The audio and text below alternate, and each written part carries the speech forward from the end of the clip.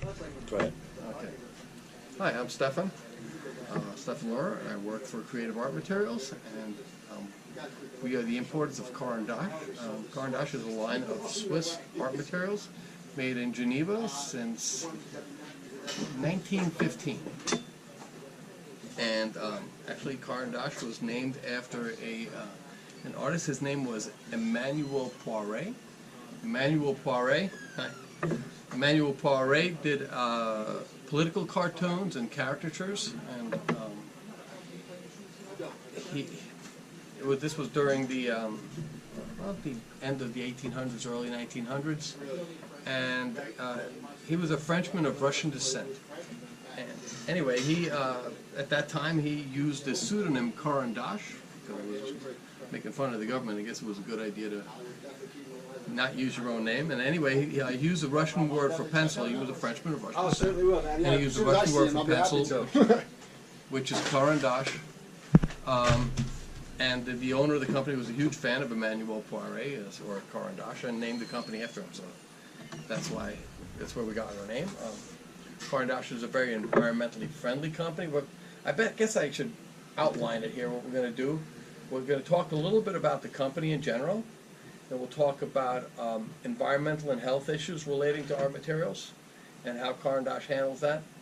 And then we're going to go into the different product categories and how we make them, what separates them from other similar products, and maybe some techniques that we could do. We'll get into pigments and light fastness and water solubility and things like that to help you choose different colored pencils, particularly colored pencils. Anyway, I'm stuttering a little bit today. Oh my God. Anyway, so Caran D'Ache, I said they're a very environmentally friendly company. All the wood that we use is California FSC cedar.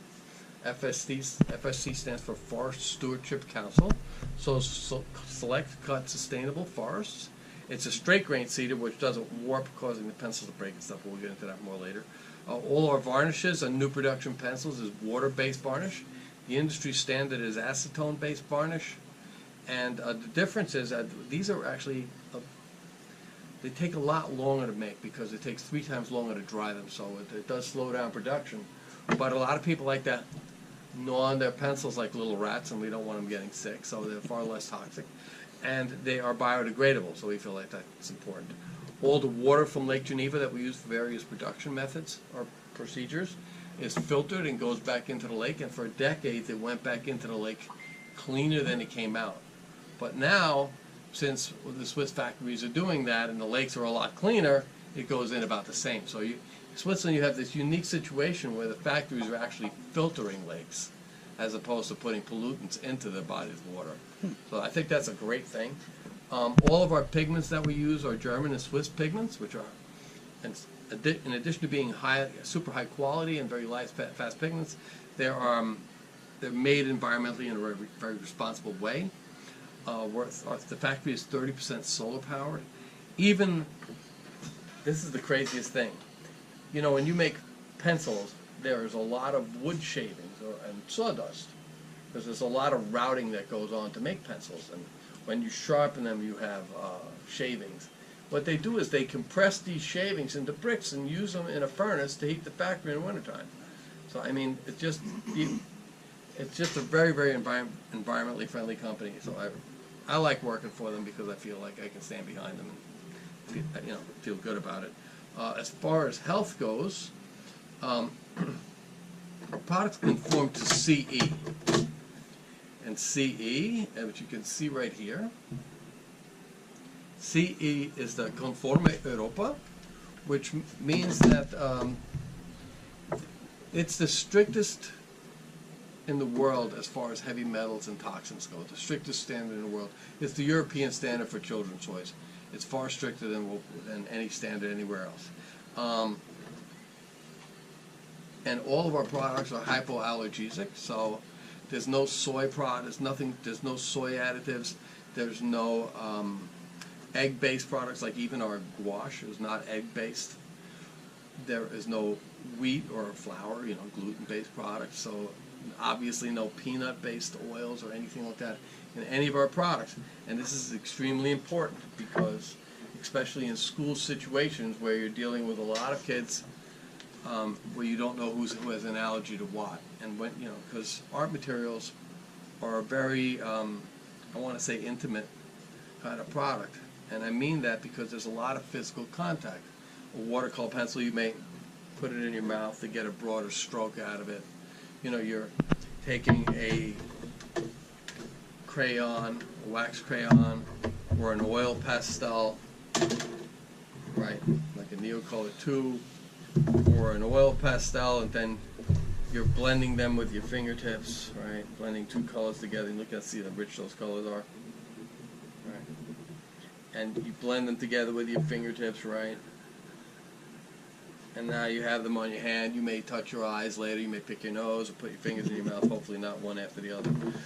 You know, so there's a lot of physical contact. When you're sharpening pencils, you may be breathing in the dust. So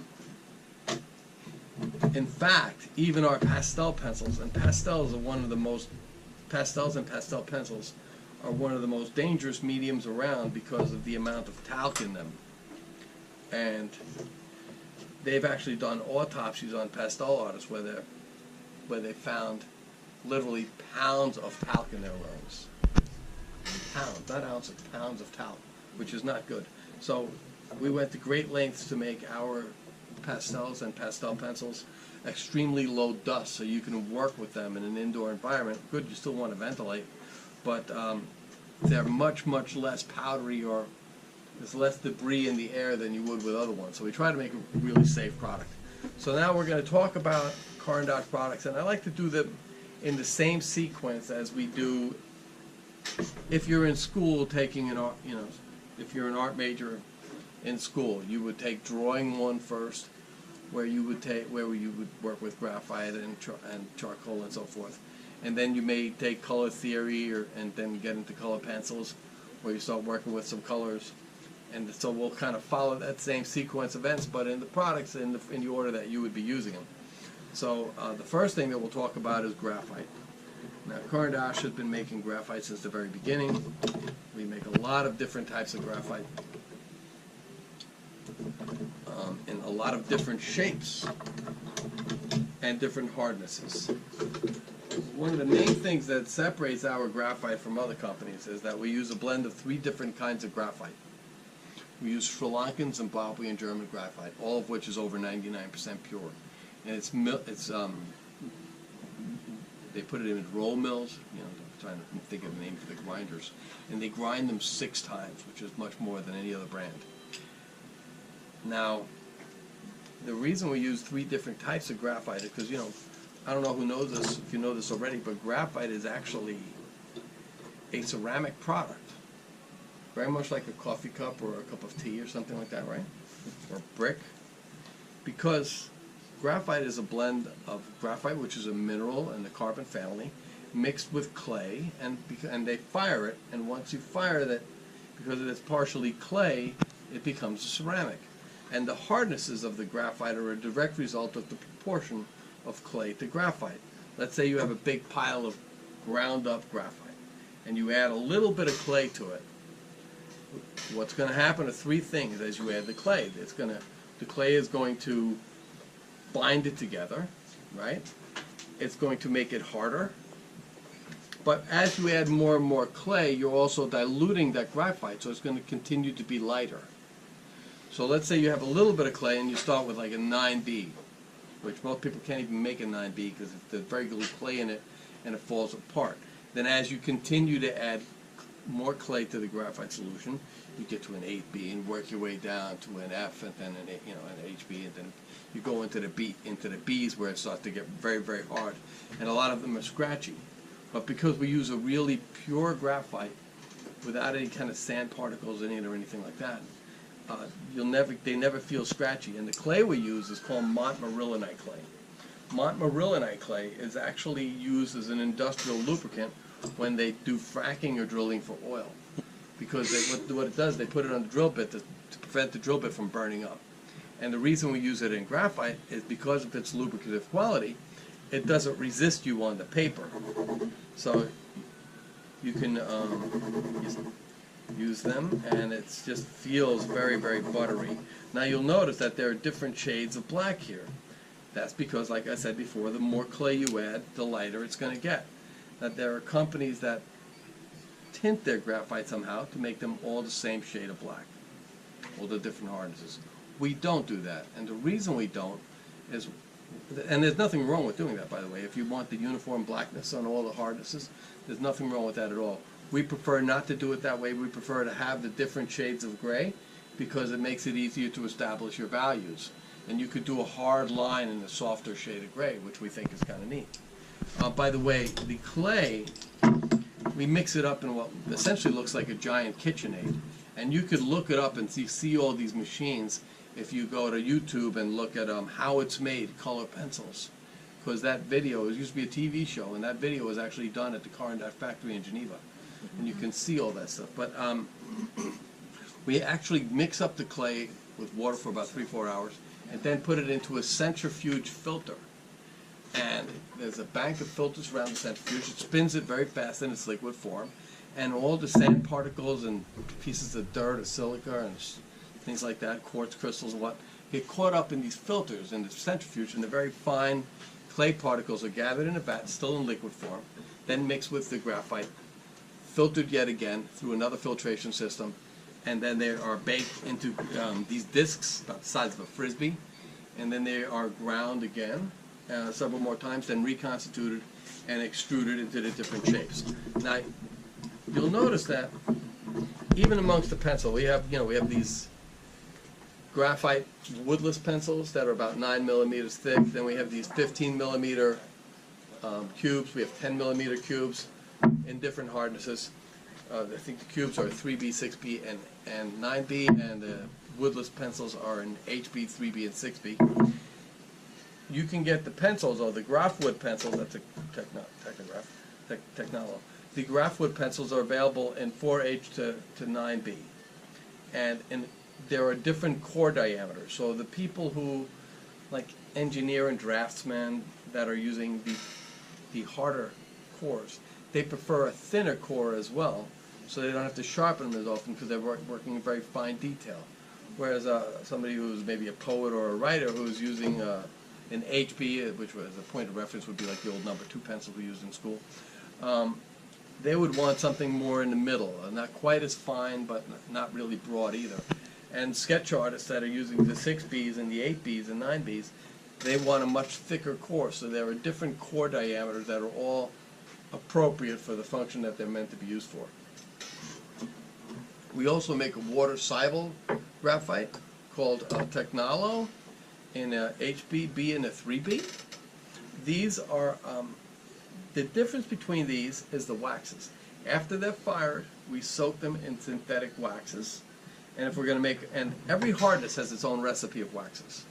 And in fact, they even tweak it, or fine-tune it, I should say, after they do an analysis from each batch. We don't want to get out of ourselves because people that are watching this are not getting the pencil manufacturing business. They're not really care. But anyway, so water-soluble graphite pencils, basically what they do is they soak them in a water-based or water-soluble wax, and that makes the graphite water-soluble, because waxes, graphite, very much like pigments, are never water-soluble. They are in a medium that will disperse them that's either water-soluble or water-resistant. And so water-soluble graphite, these are soaked in a water-soluble wax, and we also add a plant-based binder and fire them at a slightly lower temperature so that they're a bit more porous, and so they soak up more wax for the water-soluble one. Now, and after that they're laminated onto the little slabs of cedar, grouted out, and soaked in the water-based varnish and dried. Now, when we get to color pencils, a lot of what we just talked about is very similar. Water-soluble color pencils versus permanent color pencils, it's the same thing. One is soaked in water-soluble waxes, one is soaked in water-resistant. Go ahead. Okay. All right, I'm back. I just wanted to clarify something real quick here on the graphite. You'll see here the softest ones are the 9Bs. Then as they go lower in the Bs, can you see that here? lower in the B's, they can progressively get harder until they get to an HB. Then you have an F, and then when you get to the H's, those are the really, really hard ones. I think I was stuttering around before and said that the B's were the hard ones, but no, absolutely not.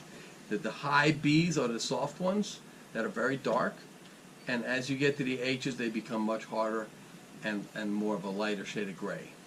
So, and this is a set that you can get, by the way, that has all 15 hardnesses in it, which is, I think, quite cool. The graphics on it. We should get them for the store. How much? Okay, we can talk about that later. All right. No, they're really great. It's a beautiful set. It's nicely packaged, the product, and it's just really great set. So, now, getting back to the color pencils. So color pencils, I don't know how many of you actually use color pencils, but they can be a real challenge to make. Some of the things that are just inherent difficulties in color pencils are, first off, the colors are often not very bright. Blending is very difficult. Batch-to-batch consistency can be horrible. The hardnesses vary from one color to the other with just about every brand except for Caran D'Ache. Surface coverage isn't good. Light fastness can be atrocious. Light fastness is the ability of a pigment to withstand ultraviolet rays without fading. So, and then we have bloom issues, which is where if you put a lot of layers down of pencils, that the waxes in the pencil will oxidize and form a patina, which we call a bloom, very much like bronze turns green. And so these are all challenges for making colored pencils. And you get what you pay for. Most brands of pencils, they use between 13 and 18 pigments and blend them together to get 120 color assortment. Now that doesn't mean that those colors aren't nice colors. But it's going to be very hard to duplicate that because there's so much blending going on. And when you go to take two colors that have already been blended 6 times to get that color and go to make a blend of your own, you're going to get unwanted grays or browns in there. Another thing is because, take example. Yellow pigments are by nature a very brittle pigment, whereas red is a very creamy pigment. So if you have the same formula and the only thing different about them is the pigment is going to dictate how hard that pencil is. So you would have a scratchy yellow and a very mushy red. Well, the Caran D'Ache, it's a different thing. First off, we use about 50 different pigments. So on average, about 3 times as many pigments, different pigments as other brands. We're not using any fillers unless that filler is going to make that pencil better. So let me explain. Some pigments are very translucent by nature, and we may want a little bit more opacity in that particular color. So what we would do is we would add a little titanium oxide to that particular pigment as a filler, which would make that color more opaque and give us the surface texture that we desire in that particular color. So in that particular case, we would use a filler. We'd use titanium oxide with that one pigment. What we will never do is put flour or something like that in there to cut the amount of pigment that we're putting in there. Because our mentality or corporate philosophy, if you will, is we make them as concentrated as possible because we feel like you could always lighten them up later by using a softer touch or diluting them with water or with a solvent if you want, with the permanent ones. And so you can always make them weaker, but you can't make them stronger. So we feel like we want to make them as strong as possible right from the start. And at Caran D'Ache, we are in a very a different frame of mind, I would say, in that Caran D'Ache, they don't decide, well, we're going to make a pencil, it's got to come in under $1. The attitude is more like, we want to make a pencil, it has to achieve this, it has to have this opacity, it has to have this amount of surface coverage, we want it to be this light fast or this water soluble, whatever it is that they want to do with that particular pencil. And it's going to cost what it's going to cost because everybody else is already in the race to the bottom to try to make the cheapest pencil. And so I feel like, look, if people want, if all they want is a cheap pencil, there are other options. At Caran D'Ache, we're not trying to do it. We're trying to make the best possible pencil, and we feel like by packing them with pigments, in the long run, they're going to last you so much longer than any other pencil anyway, that you'll be saving money because you're getting value because you just get so much more surface coverage, the color is so much more vibrant, and light fast, which we haven't really talked about a whole lot yet, is there. Now, we have light fastness is an interesting thing, and it's in general, by nature, water soluble products are not as light fast as permanent products. Let's give an example. Okay, we're going to take a water soluble pencil. Make sure this is no, this is the water soluble one too, even though it's in the wrong container here. But all right. That's super color. Okay, all right. Oh, yeah, wait, no, I got it right. Okay, here we go. All right, so this is the same color. This is Pablo, and this is super color. This one's permanent. This one's water soluble, right? And you can always see our water soluble ones because all of our water soluble pencils have a little brush right there. So these are the same cores. The difference is the waxes, right? And the waxes protect the pigment to some extent. Now, let's take, for instance, we'll take the permanent pencil first, right? Some color down. Now,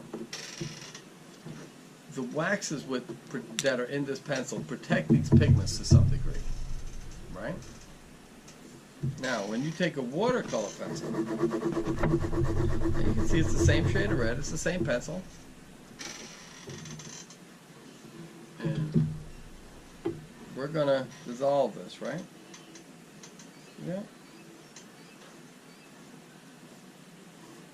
Now, what I've essentially done is I've dissolved these waxes. So now the pigments are laying naked on the surface, unprotected on those waxes, because those waxes, for the most part, are going to soak into that paper. So they're less protected from UV light than the permanent ones that still have the wax intact. Does that make sense? Mm. So that is why watercolors are never as light fast as an oil paint, and why water-soluble pastels, like even our Neocolor 2, are not going to be as light fast as the permanent Neocolor 1, which is water resistant, because the nature of the waxes, which is more light fast to begin with, and then once you dissolve them, it takes away from light fastness. So light fastness is a lot of it has to do with the medium itself. However, having said that, supercolor watercolor pencils are, if you take all of them and do light fastness tests on them and you compare them to other brands, if you average it out, they're going to be still the most light fast pencil made, with the exception that are water soluble, with the exception of museum. Museum pencils we made specifically to be light fast. They're actually in two categories. They're a true watercolor and they're a true colored pencil. They fit into two categories. So here the emphasis is more on colored pencil. These are a 6B hardness, and we'll get into hardnesses in a minute. These are very close to an 8B hardness. These are going to be very, very water soluble. And of the 76 colors, 69 of them have a 5-star light fastness rating, which for a water-based product to have a 5-star light fastness rating is almost unheard of.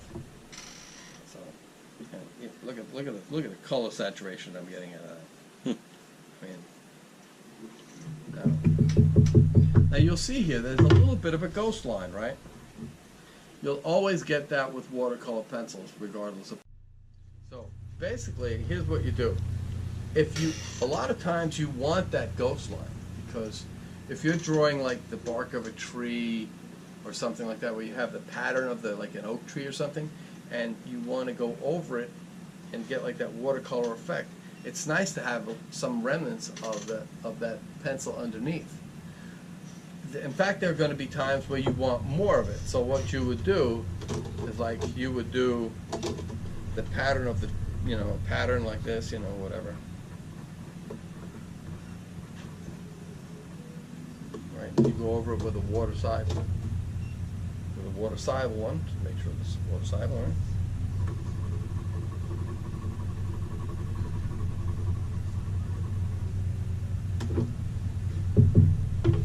Very crude, but very quick, but just to show the point that you see when you do that, you can see the pattern perfectly underneath. So you may want just a little bit of pattern, or you may want a lot, so you would use a permanent pencil under the watercolor pencil. But there are going to be times where you want to do a clean wash with absolutely nothing underneath it. So it'd be very much like working with watercolor. Now this is an old technique that every watercolor pencilist knows.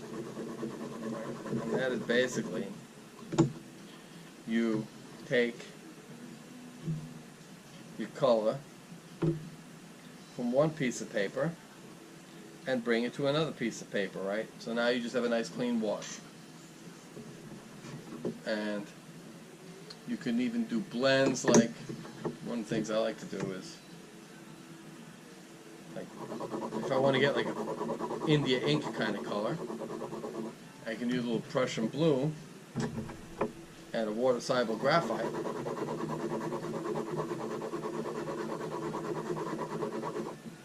And I could use this, you can do this on a piece of paper. See, now I can get something that looks very close to India ink. See, and I can paint that like that. Right? See that? So now I have absolutely no shadow line underneath, or ghost line, as people sometimes tend to call them, right? But a lot of the color is going to soak into this paper, and I'm going to lose a lot of that color. So we make a palette, which Jerry's going to bring, and I'll show it to you later on.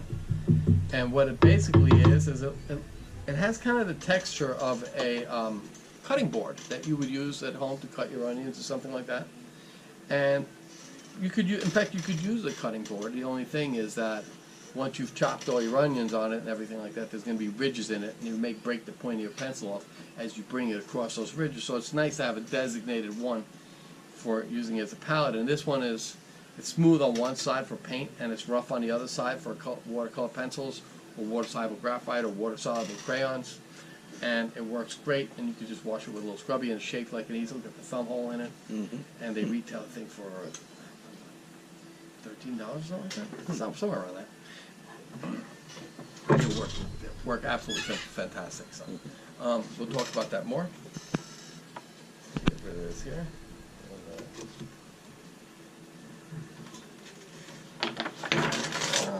Start fresh here. So, we were talking about hardnesses of color pencils, because as I mentioned earlier, different pigments have different hardnesses. So the basic ingredients for color pencils are pigment, or a blend of pigments for a particular color. Then you have your binders, which hold it together, otherwise you just have a bunch of powder. And then your waxes, which tend to either soften them up a little bit, and also determine whether that color pencil is going to be water soluble or permanent, right? So at Caran D'Ache, every single color in every pencil that we make has its own recipe of waxes. So basically, a pencil that's going to have a very soft red wax is going to have a different wax in it. I'm sorry. A pencil where the pigment is very soft, with red pigment is very soft, creamy pigment, right? Is going to have a different wax than a yellow pencil that would have a very hard and brittle pigment in it. So it would need, in order to get these both to be a 6B hardness, they would need a different recipe of waxes, as does the orange and the brown and the blue and blah blah blah, all the way up to 120 colors. Every single recipe, every single color has its own recipe, just for super color. Another 120 colors with Pablo, another 76 colors with luminance and museum. So it's unbelievable if you think about how many different recipes of waxes that there are. Because, and the reason that we make them different is so that they feel the same, which just doesn't make a whole lot of sense, but that's what it is. Because what we're going for, oh, that's perfect. Thank you, Jerry. What we're going for is within one set, like the Super Color and the Pablos, we want those all to be very close to a 6B. So, in order to get all these different pigments to behave the same, we have to treat them different.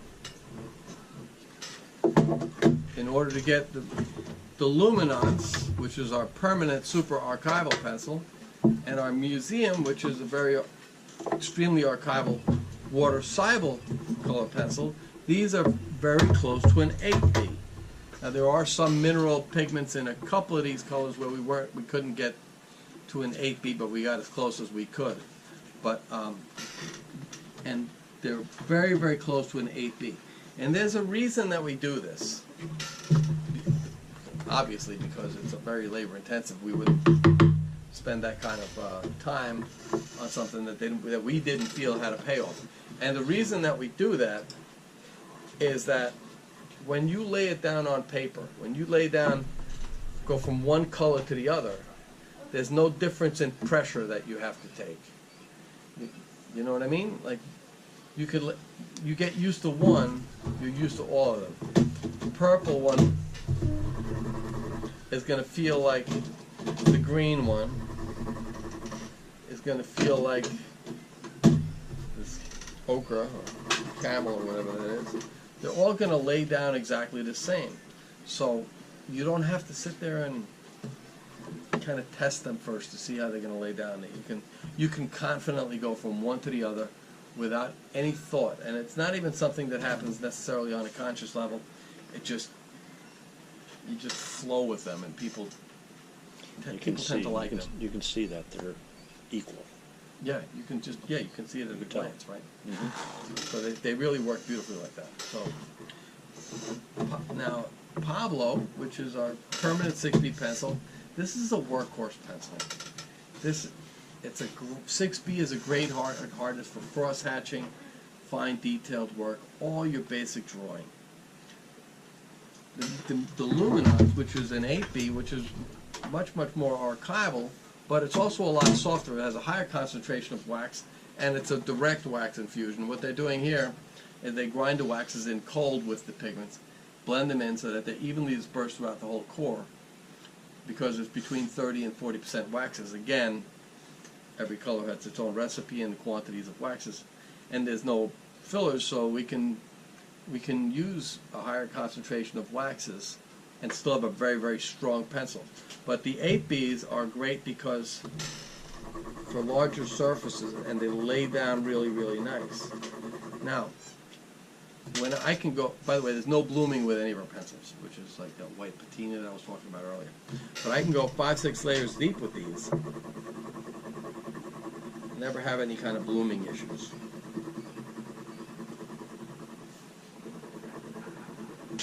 Another cool thing is, now luminance is not the least expensive pencil in the world. You know, and people sometimes, they want to conserve them. They want to make them go a little further. A lot of times color pencil artists have other pencils in their assortment that they want to use, but they want that archival effect. They want their work to last. I mean, who wants to sell a painting to somebody if it's going to come back 5 years later all faded? Or, you know, so that's a very real consideration. Mm-hmm. Life essence is something everybody should be concerned with. So what you can use these for is, if you use these as the top layer, it acts like a sunscreen. I mean, look at my Swiss self right here. I have this like day glow complexion, like I just got dragged out of the East River and it's the middle of July. So if I go in the direct sunlight, I'm going to get fried. But if I put some sunscreen on me, like some SPF 30 or 40, and I can spend the day out on the water fishing, and I won't get burnt, right? Well, it's the same thing with color pencils if you think about it. If you have very sensitive color pencils that are not very light fast, you know, would we like for you to throw them out and buy Caran D'Aches? Of course we would. But, you know, let's be realistic. People don't want to throw art materials out that they can still use. And so you can use those, and you use luminance as the top layer, because as a color pencil artist, you're always working in layers to get your dimensions and everything like that. If you use the top layer with luminance, it protects the under layers from the sun. Because the sun, if this is on the wall, right, here's the sun. The sun's not coming from the back of the painting, right? It's coming from the front. So it's only going to touch the top layer, because the underneath layers are now protected. It's very much like that SPF 40 that I put on my skin. So it's going to protect those underneath layers, and bring them up to the same light fastness standard as these, which is ASTM 16901, which is the American Standard for Light Fastness. So 80% of the colors are LF1, the other 20% are LF2. The codes go all the way up to LF5, but only 1 and 2 are considered light fast.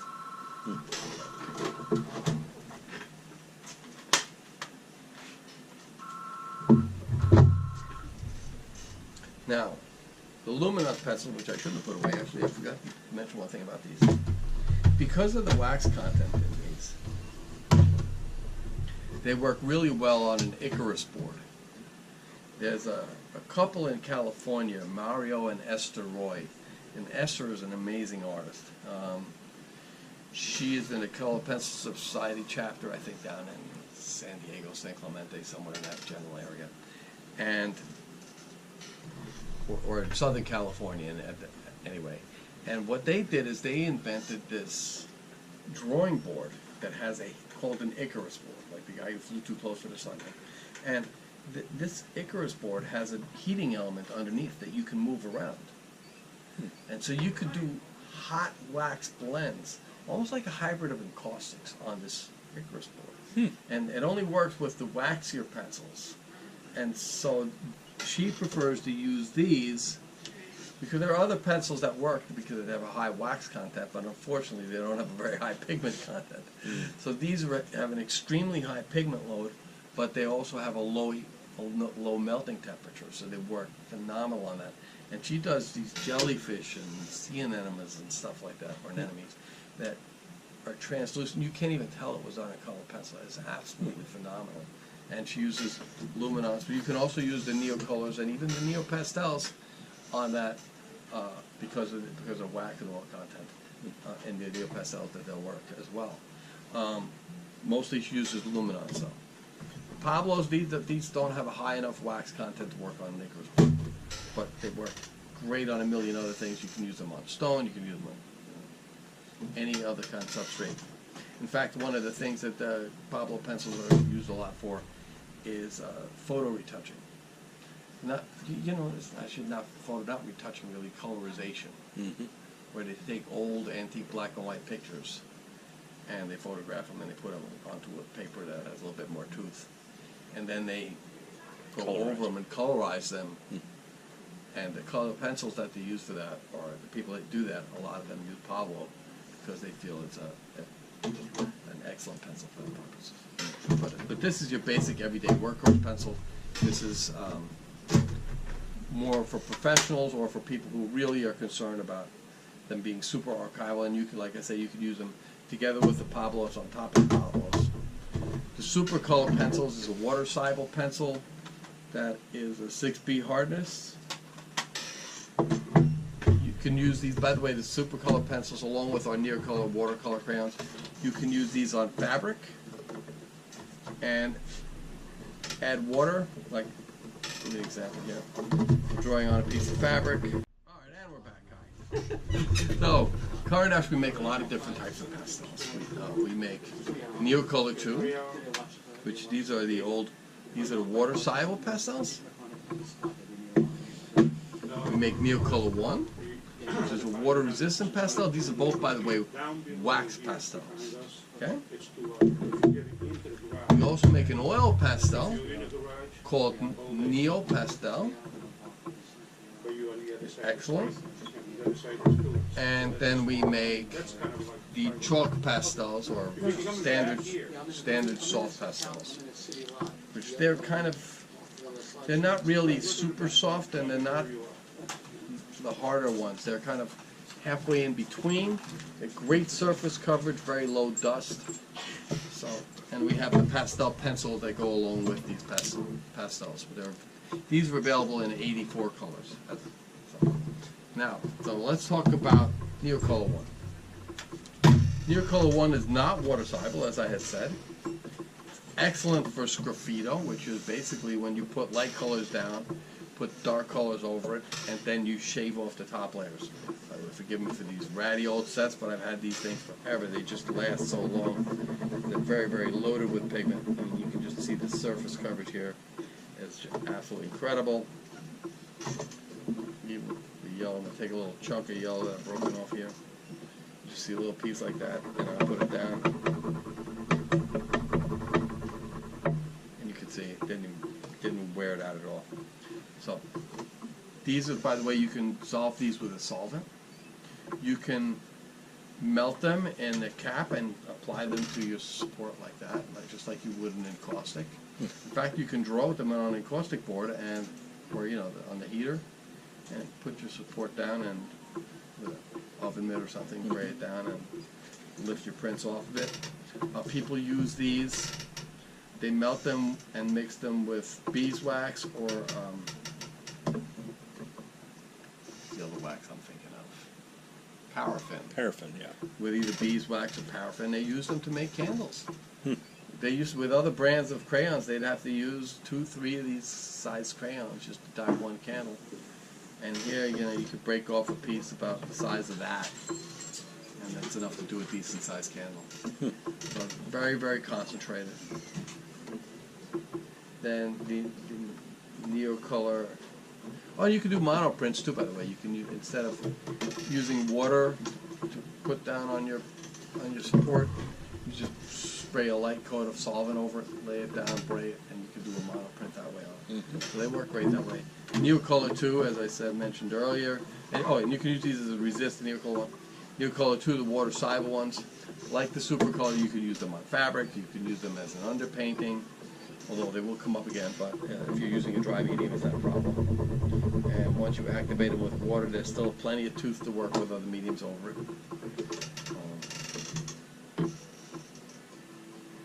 See, very, very rich colors. Really strong, strong colors.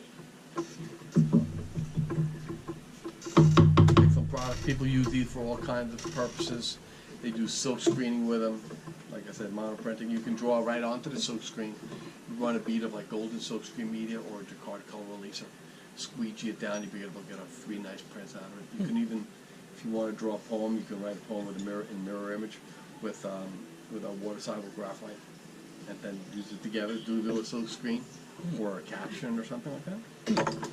Works really good. You could use, a lot of upholsterers use them, like leather upholsterers. They can just draw out the lines where they need to cut, and then just wipe it off clean with a wet paper towel or a sponge, and it comes right off.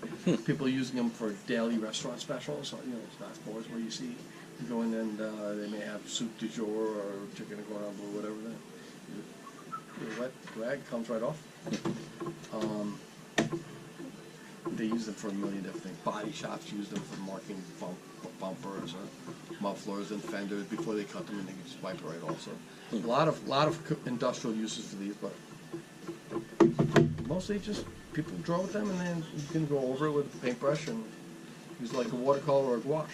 In fact, you could break off a chunk and put it in a little bit of water and break it up like that and use it like paint that way. Oil pastels. We make phenomenal oil pastels. These are about the same quality as a Sennelier. Sennelier is a French company. They make phenomenal oil pastels. They make very beautiful dry pastels. They make a lot of great products. And quite frankly, their oil pastels are every bit as good as ours. However, they're completely different. Their oil pastels are very translucent and very luscious. They're kind of more of a glossy finish and translucent, almost lipsticky. I mean, they're absolutely gorgeous, but it's completely different from these. Whereas the Sennelier is very translucent and glossy. These are very opaque and much more matte. So it's, most people, especially oil pastel artists, they use different oil pastels for different purposes. We're going to take a break here for a minute just to... Okay. Okay, so continuing up here with the oil pastels. These are called Neo Pastels. They're available in 96 colors. So, as I mentioned earlier, they're extremely high quality, but they're very opaque and very matte in texture. But you can see you can blend them with your fingertips. In fact,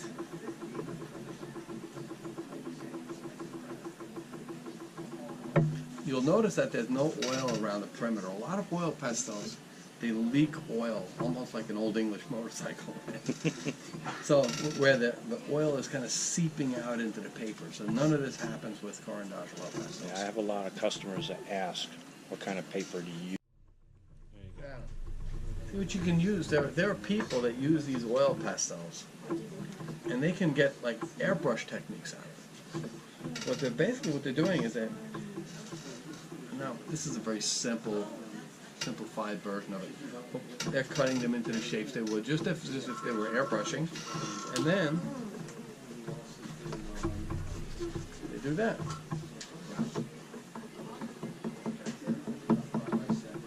See, so you can do your shading and everything like that, just like you would with an airbrush. Of course, there are people that are doing it a lot.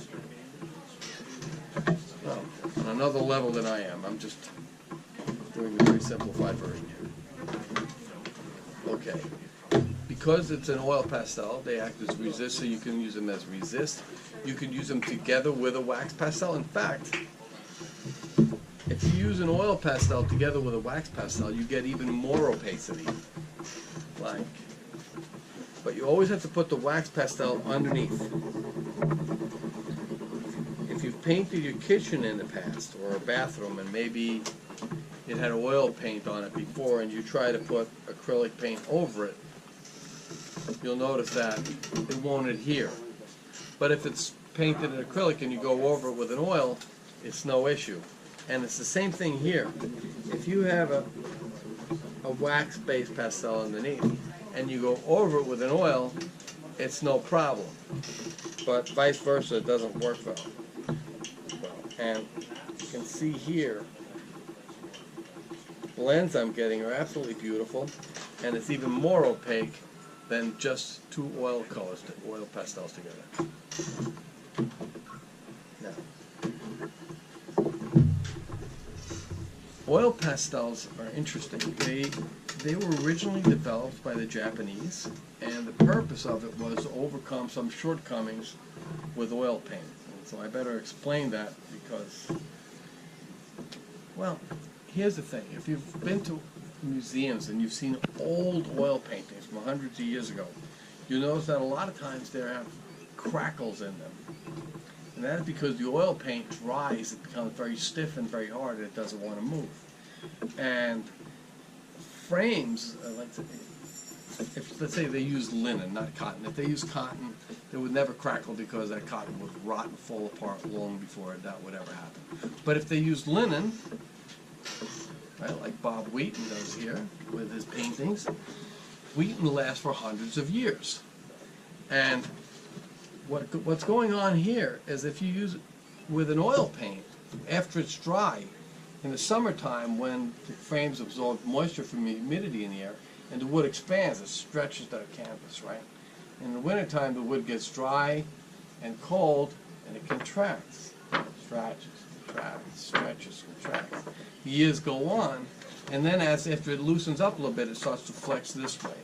So that's why you get all this cracking going on with oil paint. Well, with an oil pastel, it never dries and it remains flexible. So in addition to being very light fast like an oil paint, it has a certain tensile strength that an oil paint doesn't have. So archivally, oil pastels are very desirable. Also, you don't have to wait for layers to dry in between it because they never dry. You can just go from one layer right on top of the other one without having to wait for anything to dry. Now on the downside, because an oil pastel never dries, you should put it behind glass or something to stop people from rubbing it, because basically 50 years from now, somebody could go up to it and smudge it. Well, that's not exactly ideal, is it? So, but same thing goes for soft pastels and to some extent wax pastels. So you want to put it behind glass, or you could use a fixative. Now, most fixatives will not work on wax and oil pastels, but there are 3 that work very well that are available in the United States. Caran D'Ache makes one called Protector Spray that's excellent, but it's not available in the United States. The 3 that are available in the United States are, the first one is Blair Workable Fix. Basic Blair Workable Fix has a nice matte finish. It's not very expensive. It works fantastic. And when you use it, it leaves enough tooth on it so you can actually go over it. And if you want to work over it, it's not an issue. The next one that works very good is called Lasco, which is actually from my hometown in Switzerland when I was a toddler, which is Dietlicke, which is a suburb of Zurich. And Lasco, they're famous for their wonderful acrylics. It's a great company as well, another Swiss company. And their fixative works excellent on oil pastels and wax pastels as well. However, it has kind of a semi-gloss finish. So, and then the last is Sennelier, or our friends in France that make the wonderful oil pastels that are very, very translucent, and they can make a host of everything they make is fantastic. And their fixative is very glossy, which would be very apropos because that's the finish that they have on their pastel. So it only makes sense that they would have a fixative that would complement the surface texture of their particular oil pastels. So anytime you're using a fixative, you should always, like as if you're working on fabric with a watercolor pencil or a watercolor crayon, you should always do a test swatch first to see how it's going to adhere, how it's going to work. If you like the surface texture, do light coats, different directions, wait for them to dry in between, don't do heavy coats, but always use a test swatch first to see if you can live with the surface texture. You may want a glossier finish in one piece, and maybe you want a more matte finish on another piece, so always test them. Definitely worth it, but those 3 all work great on oil pastels. Now, we have a couple of other products. We make these travel brushes. Now, these are great brushes. However, let's be completely honest, they are not going to replace your Kolinsky Sable brushes or something like that. But if you're going to do some plein air painting or something out, take a couple of museum pencils and one of these travel brushes, and they work wonderfully. You can basically you dip them in water, and you just dip them in water and you lift them up very much like you would a syringe, right? So you put them in the water and you lift it up, and just like a syringe, and then basically the gaskets are a little dry the first time you do it. You want to get the gaskets broken in. And here, see, the second time it filled up pretty good. So now, what you do is you put the brush up, wrong brush. They're different colors, and different colors have, for instance, the black one is a broad one, purple is medium, and then there's a red one which is actually a fine tip, which is a felt tip. So what you're doing here is you get it started, right? And now you can use it, and it works very well. A little museum pencil down here. And excellent. You can get a nice fine point out of it. Back to a broad point. And they're wonderful to clean because, when you clean a brush, the hardest part of the brush to clean is right in there. You'll get in there with a brush, a brush comb, and try to get the inside of the brush right at the base, which is where the color tends to cake up in there. Mm-hmm. Well, here, it's the exact opposite. You just swoosh it out a bit. But when you squeeze that out, I'm going to do it in front of the camera here, right? When I squeeze this out, I'm basically washing it from the inside out. So now you're going to see the cleanest part of the brush is the part that usually stays dirty. And you swish out the rest and let it dry out, and it's perfect. And we even have little gaskets here so that when you're drawing with it, you can control the flow of it.